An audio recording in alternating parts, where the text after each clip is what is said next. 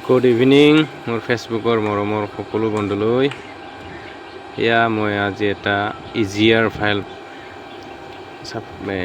ঠিক কৰিবলৈ আহিছোঁ। তো আজিকালি নতুন ইঞ্জিন যিকোনো গাড়ী হওক কাৰে হওক ইঞ্জিনত থাকে মানে ইয়াৰ নাম হ'ল এক্সাষ্ট গেছ ৰিচাইকেল।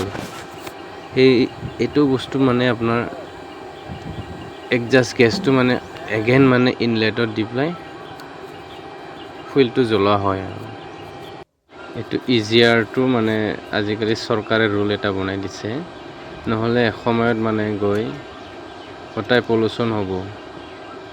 এইকাৰণে সেইটো আজিকালি এক্সাষ্ট গেছ ৰিচাইকেল মানে চমুকৈ ইজিয়াৰ।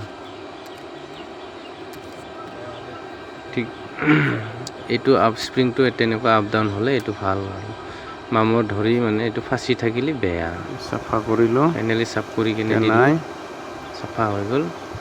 ফিটিং কৰোঁ। Thank U.